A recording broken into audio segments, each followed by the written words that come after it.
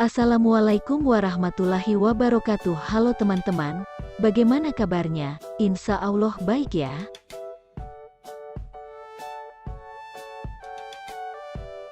Perkenalkan, kami dari kelompok 3, ada Fatmawati, Muhammad Afan, Sulfiana Usman, Debbie Ayustin, Rasnia Sabu, dan Ayu Destari.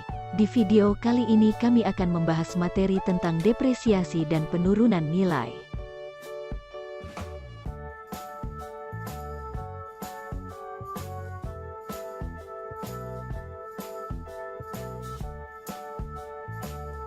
Dan penurunan nilai. Jadi apa sih depresiasi itu? Jadi depresiasi adalah metode pengalokasian biaya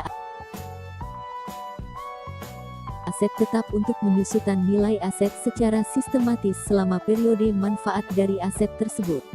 Terdapat 3 hal yang harus dipertimbangkan suatu entitas dalam pengalokasian nilai aset tetap sebagai biaya depresiasi, yaitu 1.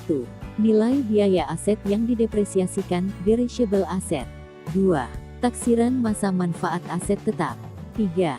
Metode depresiasi yang sesuai. Alokasi biaya dari aset yang didepresikan dalam biaya depresiasi harus diukur secara sistematik dan rasional dengan mempertimbangkan nilai biaya aset yang didepresikan, biaya perolehan aset dikurangi nilai residu, selama ekspektasi periode manfaat aset, tanpa melihat apakah suatu aset dinilai dengan menggunakan modal biaya cost model atau model revaluasi, revaluation model, sebagai kebijakan akuntansinya. Nilai biaya aset yang didepresiasikan. Nilai biaya aset yang didepresikan, depreciable asset, merupakan nilai yang akan dialokasikan secara sistematis sepanjang masa manfaat dari aset. Nilai ini dihitung dengan mengurangkan biaya perolehan dari suatu aset, nilai pada saat pengukuran awal, terhadap estimasi nilai residu atau nilai sisa dari aset pada akhir periode masa manfaat aset tersebut. Nilai residu atau nilai sisa merupakan estimasi nilai yang akan diperoleh entitas ketika dilakukan penjualan aset atau penghentian aset dari penggunaannya ketika akhir periode masa manfaat aset. Taksiran masa manfaat aset tetap. Masa manfaat suatu aset merupakan jangka waktu di mana suatu aset diekspektasikan dapat digunakan oleh suatu entitas. Dalam menentukan masa manfaat suatu aset, entitas mendasarkan pada kebijakan pengelolaan aset entitas yang didasarkan pada pertimbangan akan dilakukannya penghentian penggunaan suatu aset setelah waktu penggunaan tertentu atau pengonsumsian proporsi tertentu dari masa ekonomisnya.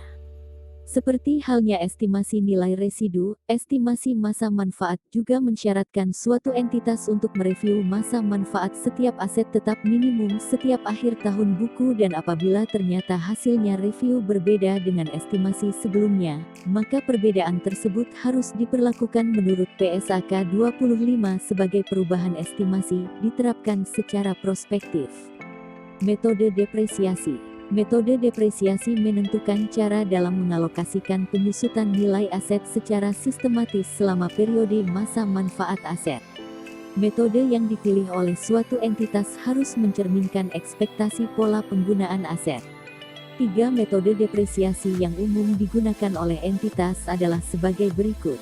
1. Metode garis lurus akan menghasilkan pembebanan yang konstan selama masa manfaat aset bila estimasi nilai residu aset tidak berubah dan tidak terjadi penurunan nilai aset.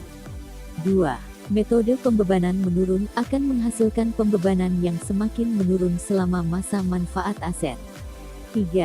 Metode unit produksi akan menghasilkan pembebanan yang didasarkan pada ekspektasi penggunaan aset atau output yang dihasilkan. Selanjutnya tentang penurunan nilai. Jadi apa sih penurunan nilai itu?